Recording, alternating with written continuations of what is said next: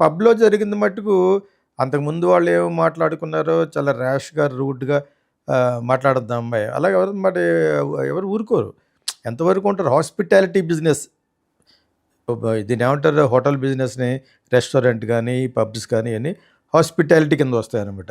So, customer is god for them. ఆ విధంగానే వాళ్ళు అలా ప్రవర్తిస్తారో ఏమడిగినా చేస్తూ ఉంటారు.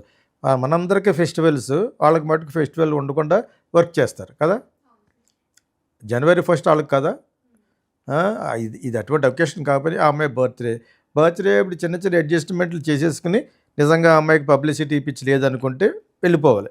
ఓకే. నేను కేక్ నాకు నచ్చలేదు, బాగోలేదు లేదా మెల్ట్ అయిపోయిందో ఏదో చెప్పి నేను దీనికి కట్టనంటే మేబీ మేనేజ్మెంట్‌కి వాళ్ళకి ఫోన్ చేసి ఎవడైతే సర్వ్ చేశాడో అతని యొక్క సాలరీలో కట్ చేస్తారది.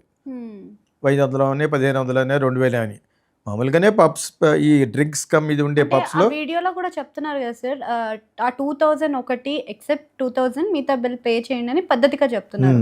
సో, ఇలాంటివి కూడా మన సోషల్ మీడియాలో చాలా హల్చల్ చేస్తూ ఉన్నాయి. ఇలాంటి వాటిని అందరూ ఫాలో అవుతే ఎలా ఉంటదంటారు? తప్పు అమ్మాయిదే. అమ్మాయి తప్పు చాలా రూడ్‌గా ప్రవర్తించింది. అలా తప్పు కదా!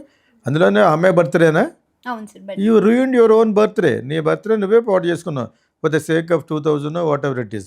ఓకే. ఆ 2000 కాకుండా కట్టని పోలీసులు వచ్చిన తర్వాత కూడా ఆయన ఇన్స్‌పెక్టర్ గారు కూడా చాలా ఇన్స్‌పెక్టర్ ఎవరు ఇద్దరున్నారు.